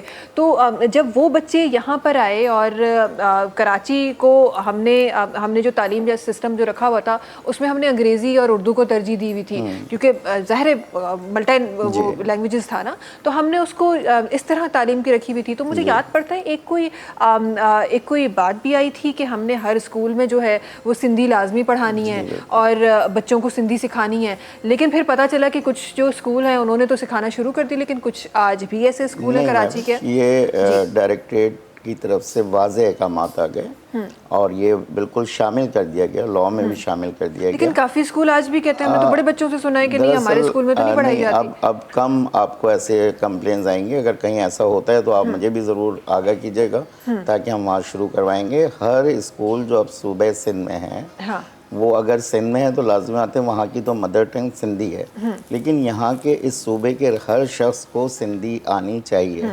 بولی نہ آئے, سمجھ تو سکیں. جیسا بچے کا میں سن رہا تھا تو مجھے سمجھ میں تو آ رہی تھی نا, تو مجھے مزہ آ رہا تھا, اچھا لگ رہا تھا. تو کم سے کم ہماری وہ چیزیں اب وہ رائج ہوتی جا رہی ہیں. اب یہ پورا جو ابھی آن لائن سسٹم بنا ہے اس میں باقاعدہ اس بات کا پابند کیا گیا ہے کہ آپ نے सिंधी लैंग्वेज टीचर को दिखाना है।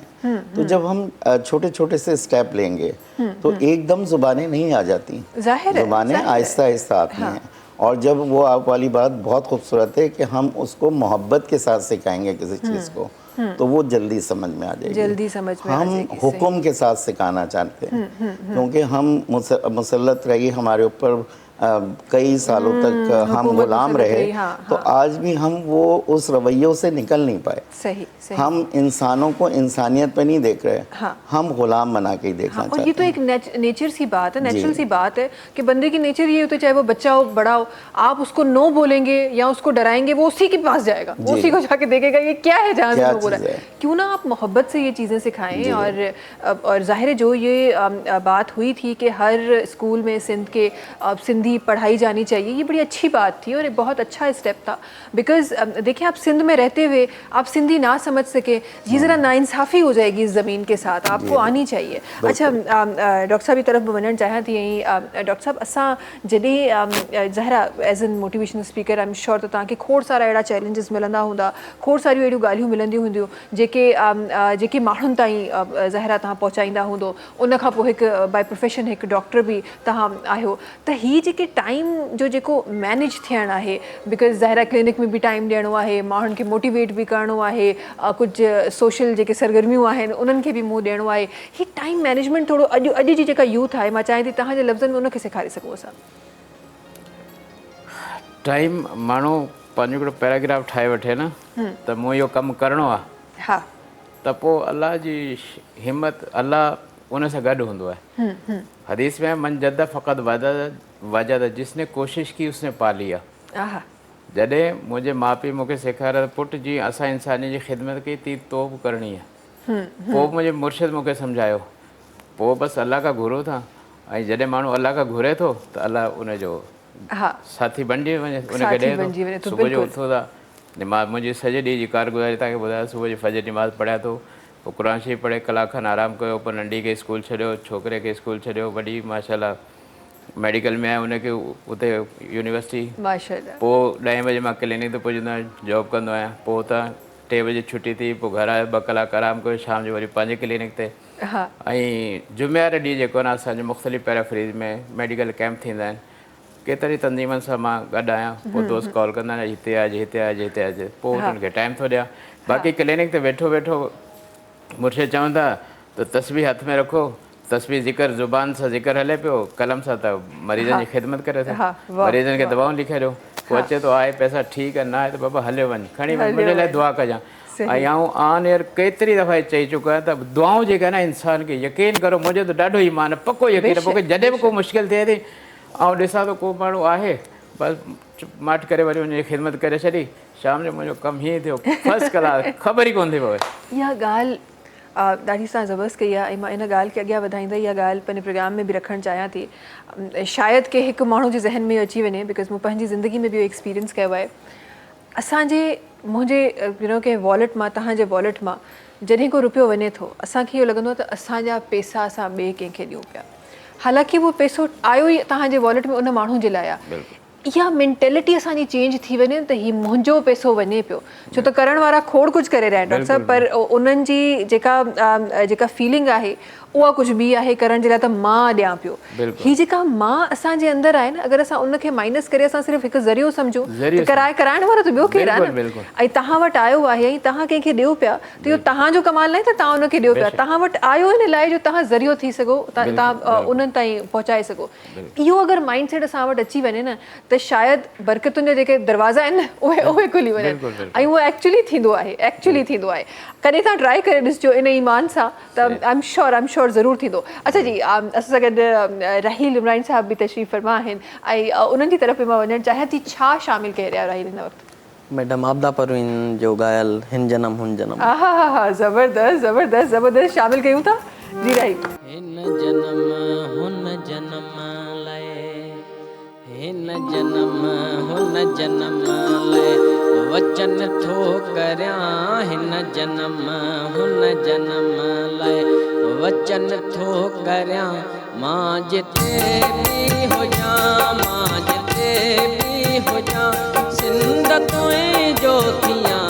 हिन जनम हुन जनम वचन थो करियां हिन जनम हुन जनम लाइ वचन थो करियां मां जिते बि हुजां मां जिते बि हुजां सिंध तुंहिंजो थियां हिन जनम हुन जनम वचन थो करियां हिन जनम हुन जनम लाइ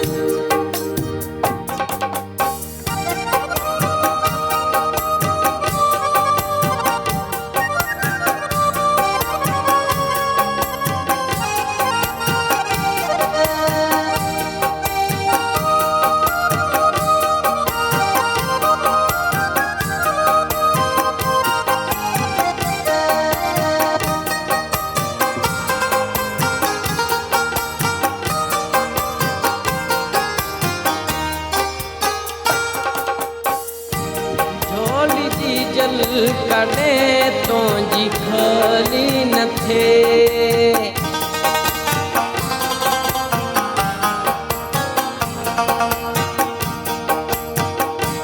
झोली जी जल कॾे तुंहिंजी खाली न थिए तुंहिंजा दुश्मन ॾिसां तुंहिंजा दुश्मन ॾिसां कंध तिन जा कपियां हिन जनम हुन जनम लाइ वचन थो करियां हिन जनम हुन जनम लाइ वचन थो करियां मां जिते बि हुजां मां जिते बि हुजां सिंध तुंहिंजो थियां हिन जनम हुन जनम लाइ वचन थो करियां हिन जनम हुन जनम लाइ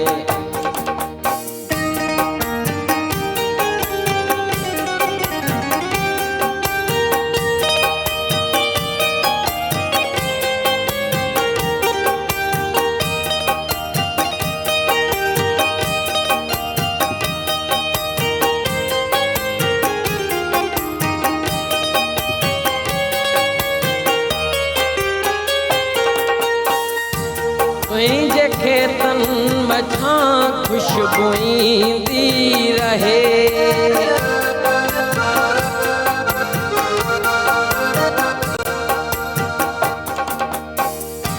तुंहिंजे खेतनि मथां ख़ुशबू ईंदी रहे तुंहिंजे खेतनि मथां ख़ुशबू ईंदी रहे अंबलाड़ियूं लड़ियूं अंबलाड़ियूं लड़ियूं सभु मथे आऊं ॾिसां हिन जनम हुन जनम वचन थो करियां हिन जनम हुन जनम लाइ वचन थो करियां मां जिते बि हुजां मां जिते बि हुजां सिंध तुंहिंजो थियां हिन जनम हुन जनम लाइ वचन थो करियां हिन जनम हुन जनम लाइ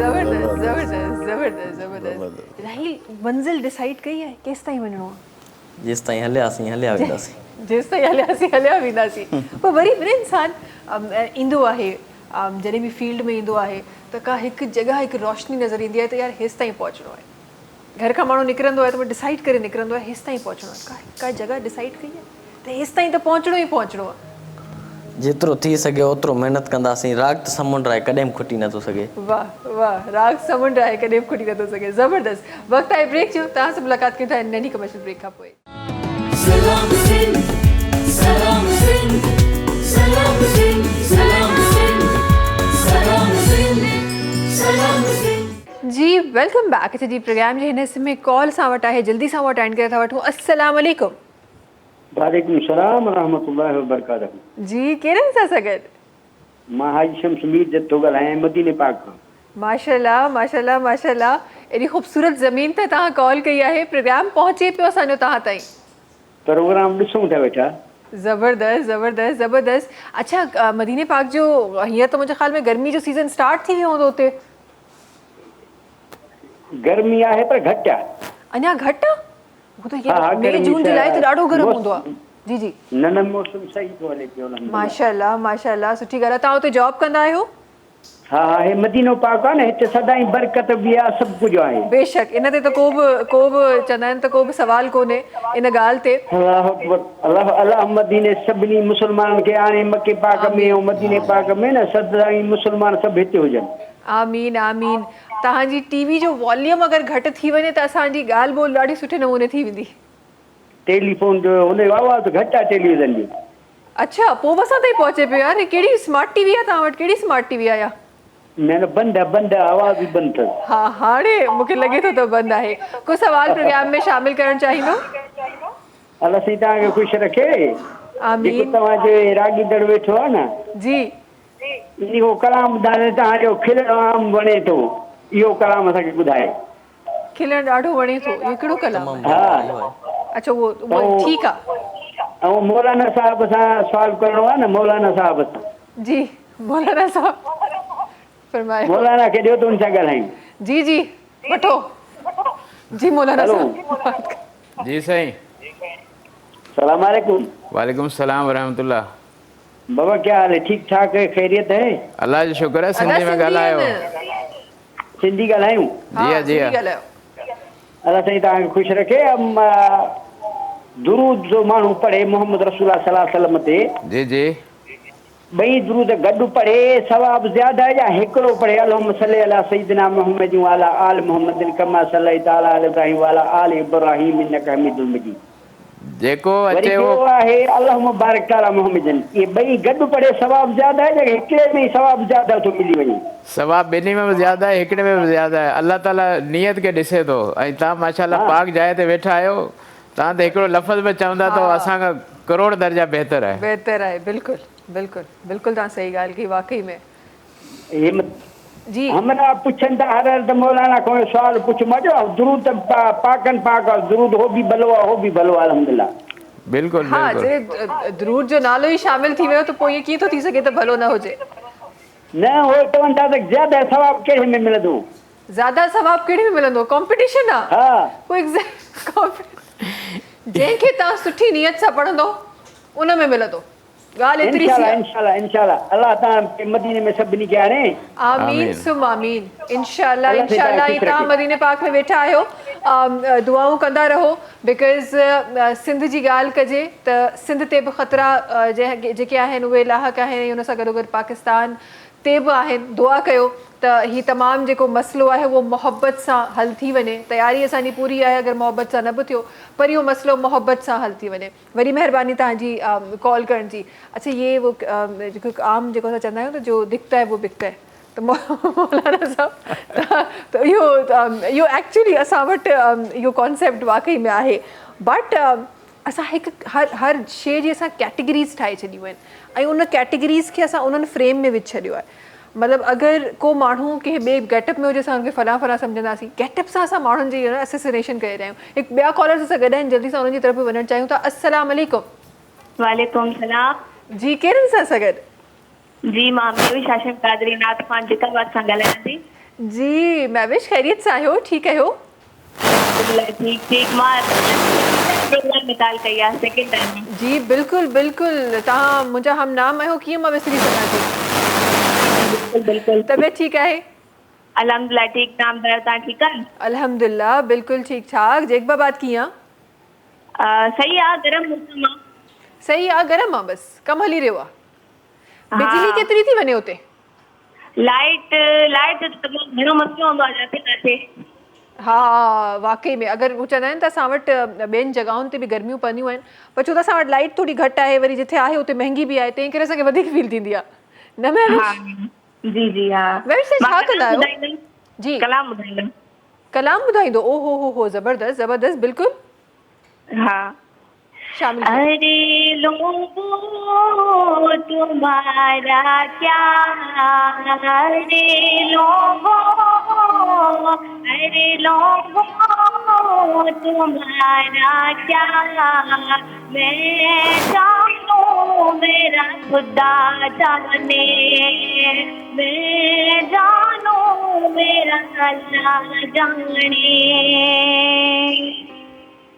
जो सर मांगो जो जर मांगो तो बेजर हो, जो जर मांगो तो हाजिर हो, मुख मोड़ो तो काफर हो, मैं जानू मेरा खुदा जाने, मैं जानू मेरा अल्लाह जाने। ज़बरदस्त ज़बरदस्त ज़बरदस्त। महविश कराची अचण कॾहिं पियो थिए? तव्हां इनवाइट कयो था, दावत ॾियो, तव्हां हाज़िर हो। असां दावत ॾिनी। अच्छा कॾहिं पिया अचो कराची? इंशाल्लाह इंशाल्लाह ज़रूरु हाज़िरी थींदी। इंशाल्लाह इंशाल्लाह ई तव्हांखे लाइव ॿुधंदासीं पोइ असां। इंशाल्लाह इंशाल्लाह ज़रूरु ज़रूरु। ठीकु आहे महविश, ईअं ई असांजो प्रोग्राम ॾिसंदा रहो, ईअं ई कॉल्स कंदा रहो। वॾी महिरबानी तव्हांजी कॉल करण जी। अल्लाह हाफ़िज़। अच्छा जी, ॻाल्हियूं खोड़ सारियूं थी रहियूं आहिनि, गॾो गॾु कॉलर सां बि ॾाढी प्यारी प्यारी जेका डिस्कशन आहे उहा बि थी रही आहे। अच्छा, खोड़ सारियूं शयूं अहिड़ियूं हूंदियूं आहिनि जेके तव्हां प्लान कोन कंदा आहियो, कॾहिं कॾहिं ईअं थींदो आहे त तव्हां शयूं प्लान कोन कंदा आहियो ऐं तव्हांजो प्लान कुझु ॿियो कुझु थियलु हूंदो आहे, पर थी ॿियो कुझु वेंदो आहे ऐं उहो ॾाढो ख़ूबसूरती सां थी वेंदो आहे। कॾहिं कॾहिं ईअं बि थी वेंदो आहे।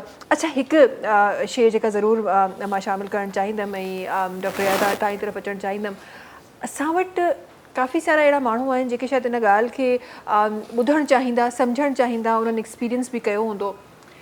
असांजी जेका स्पेसिफिकली मां यूथ खे फोकस करणु चाहियां थी, बिकॉज़ वॾो नंबर असां वटि यूथ जो आहे। असां जॾहिं बि को कमु कंदा आहियूं त असांखे फेलियर ज़ाहिर आहे हिकु हिसो आहे जेको थियणो आहे। तव्हां को बि नयो कमु शुरू कयो था, ॾाढी सुठी ॻाल्हि आहे अगरि पहिरीं दफ़ा में कामयाबु थी था वञो, बट फेलियर्स ज़िंदगी में ईंदा आहिनि, मुश्किलातूं ईंदियूं आहिनि, स्ट्रगल माण्हू खे करिणो पवंदो आहे। जॾहिं फेलियर ईंदो आहे त अॼु मां पंहिंजी आवाम खे ॾिसी रही आहियां, पंहिंजे माण्हुनि खे ॾिसी रही आहियां, उहे उन्हनि खे फेस करे कोन था सघनि। सो फेलियर खे कंहिं लफ़्ज़नि में तव्हां डिस्क्राइब करणु चाहींदो ऐं छा ॿुधाइणु चाहींदो उन्हनि माण्हुनि खे जेके बार बार फेलियर्स खे फेस करे रहिया आहिनि? सभिनी खां पहिरीं त चवंदा आहिनि मायूसी त गुनाह आहे। बेशक। अल्लाह जे घर में देर है अंधेर नहीं है। अंधेर नहीं है, बिल्कुलु। हाणे आऊं सुबुह जो उथी दुआ घुरां, या अल्लाह मूंखे गाॾी मिले, मूंखे बंगलो मिले, मूंखे फलां शइ मिले, मूंखे फलां शइ मिले। हा, लेकिन अल्लाह खे ख़बर आहे मुंहिंजे लाइ सही आहे न आहे। बेशक बेशक, बिल्कुलु। त नबी सल्लल्लाहु अलैहि वसल्लम फरमाइनि था त हर माण्हू जी दुआ अल्लाह ताला क़बूल करे थो, लेकिन जेका शइ उन जे लाइ रद्द नथो करे, क़बूल थिए थी, लेकिन उन जे एवज़ में उनखे ॿी शइ जेका उन लाइ सुठी हूंदी हू ॾिनी थी वञे। सही। जीअं तव्हां पढ़ियो हूंदो तारीख़ में, मूंखे नालो यादि कोन्हे त कहिड़ो बादशाह हो जंहिं माकोड़ी खे ॾिठो, चढ़े थी वरी किरे थी, वरी चढ़े थी वरी किरे थी, वरी चढ़े। महमूद ग़ज़नवी शायदि वरी उन इंडिया ते अची हिंदुस्तान ते हमिलो कयो त सभु अंग्रेज़ बजाए छॾे सभु कुझु, ईअं कुझु वाक़ियो आहे। त असां उन माकोड़ी खे ॾिसूं केतिरी दफ़ा चढ़ी आहे, वरी किरी आहे, वरी चढ़ी आहे, वरी किरी आहे। त असां त इंसान आहियूं, नबी सल्लल्लाहु अलैहि वसल्लम जा ताबेदार आहियूं, उम्मती आहियूं हुनजा। मायूसी त असांजे लाइ गुनाह आहे। छो माण्हू टेंशन वठे, छो करे? जॾहिं अल्लाह असांखे ॾिए पियो, सभु कुझु ॾिए पियो, अल्हम्दुलिल्लाह। ऐं अॼु जे ॿारनि खे चवां थो, जॾहिं मोबाइल नयो आयो मूं वटि उहो नंढो मोबाइल हूंदो हुओ 3310। अॼु त माशाल्लाह घर में 4 मुंहिंजी धीअ आहिनि, 2 छोकिरा आहिनि, सभिनी वटि सभु मोबाइल टच मोबाइल लॻा पिया आहिनि। हे त ॾिसो, कॾहिं असां सोचियो असां वटि एतिरो हूंदो, लेकिन जी जी वक़्तु तब्दील थियो, अल्लाह ताला असांखे नेमतूं ॾिए पियो, असीं महिनत करियूं पिया, अल्लाह ताला असांखे नेमतूं ॾिए पियो, लेकिन माण्हू खे डिसहार्ट न थियणु खपे। सही सही। अल्लाह सां उमेद रखे, अल्लाह खां घुरंदो रहे, घुरंदो रहे, घुरंदो रहे। हो चवंदा पथर ते पाणी केरायो केरायो केरायो केरायो त कॾहिं त सुराख़ थी वेंदो न। त अल्लाह जे घर में नाउमीदी, मायूसी जेको न उहो गुनाह आहे, नाउमीदी न आहे। माण्हू पंहिंजो तरफ़ां सुठो कमु करे, करंदो रहे, कॾहिं त मंज़िल ते पहुची वेंदो न। ॾिसो न माशाल्लाह 9th क्लास जो स्टूडेंट आहे, अल्लाह ताला हेसि ताईं पहुचाए छॾियो। ऐं माशाल्लाह असांजी दुआ आहे ऐं उमेद आहे इंशाल्लाह महिनत कंदो कंदो कंदो हिकु ॾींहुं माशाल्लाह असां न हूंदासीं, लेकिन इन जो वॾो नालो हूंदो। वाह वाह, इंशाल्लाह इंशाल्लाह। अच्छा शिरा साहब, आपकी तरफ भी आना चाहूँगी। और हमेशा जब भी कोई एजुकेशनिस्ट मेरे साथ होते हैं, मेरे शो पे होते हैं और एक्सपीरियंस लोग मेरे शो पे होते हैं, तो अक्सर मेरा ये सवाल उनसे रहता है, क्योंकि वो कुछ नहीं पता होता ना, क्या पता कोई ऐसा शख्स आपको इस वक्त सुन रहा हो जिसको वो बात क्लिक की जाए। हम जब एजुकेशन सिस्टम की बात करते हैं, पाकिस्तान के एजुकेशन सिस्टम की बात करते हैं, बहुत अच्छी अच्छी चीज़ें भी हो रही हैं, बहुत अच्छा काम भी हो रहा है। अभी रिसेंटली ही मैंने सुना था कि बहुत सारे स्कूल्स हैं जिनको दोबारा जो है वो ऑन गोइंग उस पर लाया गया है, बंद स्कूल थे, तो बहुत सारी अच्छी चीज़ें भी हो रही हैं। لیکن ایز اے ایجوکیشنسٹ اگر آپ کو وہ کہتے ہیں نا کہ ایک آپ کو ایک خالی ایک جگہ دی جائے, خالی ایک باکس آپ کو دیا جائے اور اس کو ایجوکیشن پاکستان کا سسٹم آف ایجوکیشن کہا جائے, اس خالی باکس میں کیا ایسی چیزیں آپ رکھیں گے جس سے ہماری ایجوکیشن زبردست ہو جائے؟ اس میں سب سے پہلے ایک اچھی ماں رکھی جائے گی, صحیح ہے. اس کے بعد ایک ایماندار استاد کی ضرورت ہے, بقیہ خود بخود ہی صحیح ہو جائے گا سسٹم. اب یہ تین الفاظ کی میں تھوڑی سی تشریح کروں گا مہوش. یہ سندھ دھرتی اتنی زرخیز دھرتی ہے ہماری کہ یہاں اس نے بہترین قسم کی مائیں پیدا کی ہیں اس دھرتی پہ, اور یہ بالکل 100% ہے کہ ایک اچھی ماں اگر دیتے ہیں تو کئی نسلیں اچھی پیدا ہوتی ہیں. ایک باپ کا تعلیم یافتہ ہونا صرف اس کا تعلیم یافتہ ہونا ہے. تو یہاں سندھ دھرتی تو بھری پڑی ہے, یعنی کہ اگر خواتین کی تعلیم پر اٹینشن سب سے پہلے دیں تو یقینی طور پر وہ بہترین مائیں پیدا ہوں گی, اور پھر آگے کا پروسیس تو چلے گا. اب وہاں پہ کیا ہو رہا ہے کہ اب جیسے یہاں پہ اگر ہم سندھ کی بات کریں خواتین کی, تو بہترین اگزامپل موجود ہیں بے نظیر بھٹو صاحبہ کی, نور الہدیٰ شاہ صاحبہ کی, صحیح ہے. ابھی کرنٹلی اگر آپ دیکھیں تو بہت متحرک, بہت زیادہ متحرک رافعہ ملا صاحبہ ہیں. تو یہ تمام چیزیں اگر خواتین جب بہتر ہوں گی تو وہ بہترین بچے کو جنم دیں گی. جنم دینے کا مقصد اسے بہترین تربیت کرے گی, کیونکہ پہلی درسگاہ ماں کی گود ہے. اس کے بعد جب یہ ایک ایماندار ٹیچر کے ہاتھوں لگے گا تو پھر وہ بچے کا نکھار ہی الگ آئے گا. جیسے آج بھی آپ دیکھیں کہ ہم جب بھی کوئی الیکٹرانک چیز لینے جاتے ہیں تو ہمیں جاپان کی چیزیں پسند آتی ہیں کہ ہمیں جاپانی چیز چاہیے. ہم پاکستانی نہیں لیتے, ہم انڈین نہیں لیتے, ہم ایرانی نہیں لیتے, ہمیں چاہیے ہوتی ہے کہ ہم فوراً نام لیتے ہیں کہ جاپانی چیز چاہیے. اس کی وجہ کیا ہے کہ وہ چیز ایماندار ہاتھوں سے تیار کی جا رہی ہے, جس کی وجہ سے اس کی پائیداری بہت دور تک ہے. تو جب وہ ایماندار اساتذہ موجود ہوں گے تو پھر کسی ویجیلنس کی ضرورت نہیں ہوگی.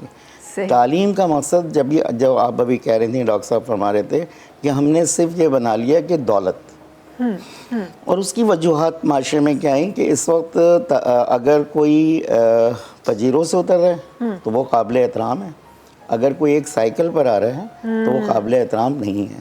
جیسے جان نے کہا تھا نا, کون سود و زیاں کی دنیا میں درد غربت کا ساتھ دیتا ہے, جب مد مقابل ہوں عشق و دولت, حسن دولت کا ساتھ دیتا ہے. بالکل ایسا ہی. تو مہوش بھی پجیروں میں بیٹھ کے چلی جائیں گی, سائیکل والے کے ساتھ نہیں کھڑی ہوں گی. تو یہ وہ المناک واقعات ہیں ہمارے معاشرے کے, جس کی وجہ سے وہ بچے جو آگے بڑھنا چاہتے ہیں, وہ جو فیلئر کی ابھی بات ہو رہی تھی, تو وہ اپنی ان چھوٹی چھوٹی سی چیزوں کو فیلئر سمجھتے ہیں, جبکہ ان کی فیلئر نہیں ہے. کیونکہ جب بھی آپ میتھمیٹکس کا ایک لا ہے کہ جب بھی آپ پلس کرنا چاہیں گے تو آپ کو سب سے پہلے مائنس لکھنا پڑے گا. جب آپ یہ لائن لگائیں گے تو دوسری لائن پہ پلس آئے گا. تو یہی انسانی زندگی ہے. اگر اس کو آپ لے کے جانا چاہتے ہیں, نبی کریم صلی اللہ علیہ وسلم کی زندگی کو اگر آپ وہ بنا لیں, 40 سال تک نبی نے کوئی درس نہیں دیا, کوئی حکم نہیں دیا کہ ایک اللہ کو مانو. 40 سال ایک ایسے معاشرے میں رہے جہاں لڑکیوں کو دفنا دیا جاتا تھا زندہ کو, جہاں شراب عام تھی, جہاں بات بات پر جھگڑے ہوتے تھے. آج اگر مہوش آپ دیکھیں تو وہی معاشرہ دوبارہ ہے, لیکن اب نبی نے نہیں آنا, نبی آ چکے, اب صرف قرآن ہے. اس میں جب انہیں 23 سال کا ٹائم ملا, جب اللہ نے کہا کہ اب حکم دو, تو سچ کے ساتھ سب کس طور پر پہچانتے تھے کہ نبی کریم صلی اللہ علیہ وسلم صادق اور امین تھے. پہاڑ پہ کھڑے ہو کے انہوں نے کہا کہ اگر میں کہوں کہ فوج حملہ کر رہی ہے تم پہ پیچھے سے, تم میری بات کو تسلیم کرو گے؟ تو سب نے یک زبان ہو کے کافروں نے کہا تھا کہ ہم یقین کریں گے. اس کا مقصد ہماری زندگی کا سب سے بہترین پہلو تو نبی نے دے دیا کہ آپ اپنی ساری زندگی میں سچ اور ایمانداری کے ساتھ کام کریں, خود بخود ہی بہترین نسلیں آپ پیدا کریں گے. بالکل. اور اچھی مائیں دیں, معاشرے اچھے پیدا ہوں گے. معاشرے اچھے پیدا کریں. بالکل بالکل, بہت ہی خوب, بہت ہی پیاری آپ نے بات کی. اچھا جی, پروگرام جو ہے جو ٹائم ہے وہ ختم تھینو پہ ہونے, بٹ ایک کالر سے گدا ہے, جلدی سے ایک کال اٹینڈ کرتا وٹھوں. السلام علیکم. وعلیکم السلام مہوش. कीअं ख़ुशि आहियो तव्हां? बिल्कुलु ठीकु ठाक। केरनि सां गॾु? मां फातिमा जेकी तव्हां सां मुलाक़ात कई हुई। ओ फातिमा साहिबा, कीअं आहियो? ख़ैरियत सां आहियो? रमज़ान में पंहिंजी मुलाक़ात थी हुई? जी हा। ख़ैरियत सां आहियो? ठीकु आहियो? ख़ुशि आहियो? हा मां ठीकु आहियां, ख़ुशि आहियां। तव्हां कीअं आहियो? ख़ुशि आहियो? अॼु मूंखे आहे न अॼु ॾिसां थोरो मेविश खे अॼु हींअर जॉइन कयो आहे मूं। ओहो का ॻाल्हि न आहे, तव्हांजे लाइ कंप्लीट जेको असांजो प्रोग्राम आहे उहो यूट्यूब ते हूंदो ऐं पोइ तव्हां पूरो प्रोग्राम असांजो इंजॉय करे सघो था। हा सही आहे। फातिमा साहिबा, वरी करे हैदराबाद खां कराची जो सफ़र पियो थिए? जॾहिं सिंध टीवी वारा सॾंदा अची वेंदा। अॼु पंहिंजनि सां बि इहे मयारियूं कबियूं आहिनि छा फातिमा साहिबा?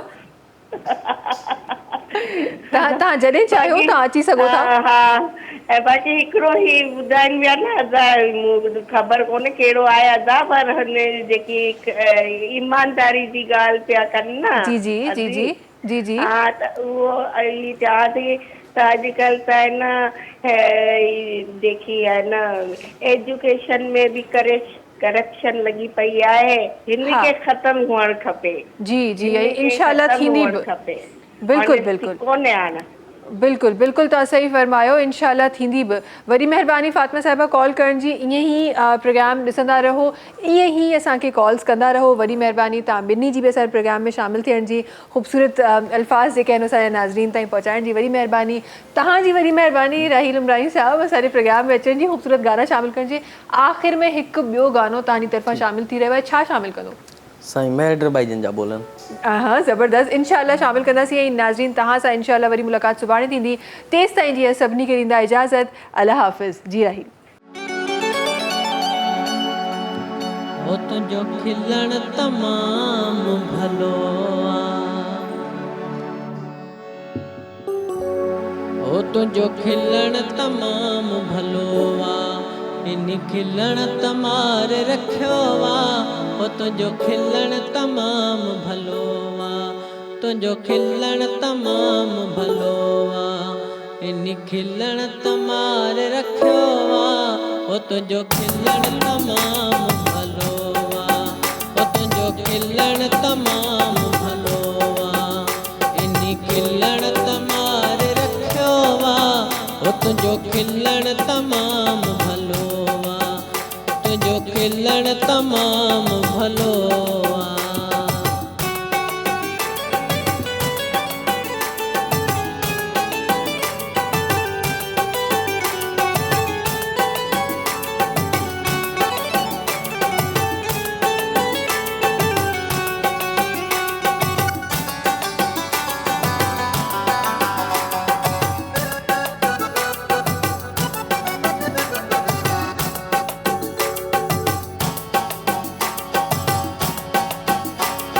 महफ़िल खे महकायो अथई जी झुरियल झुमायो अथई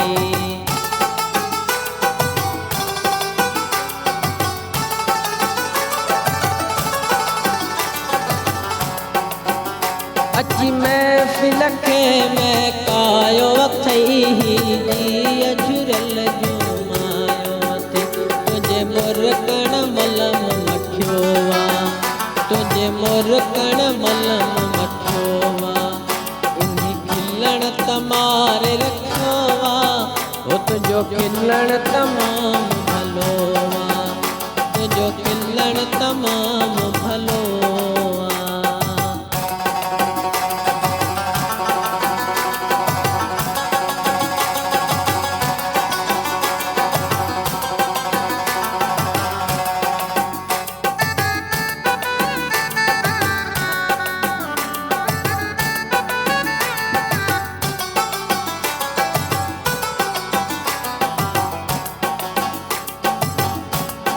रुख सारन में चुघ पिरी ॾाढो थावणन जे पंध करे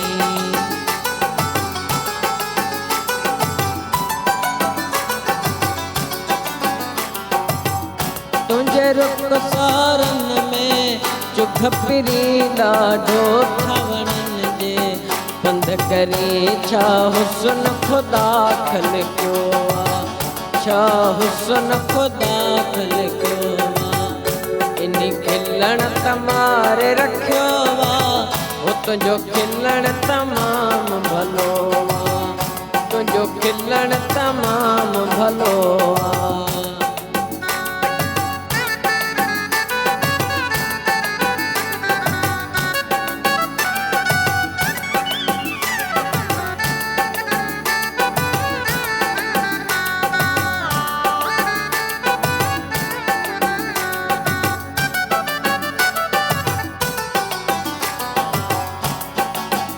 राहत दिल खे तो रसाई आ तो लाए दुआ गुडबाए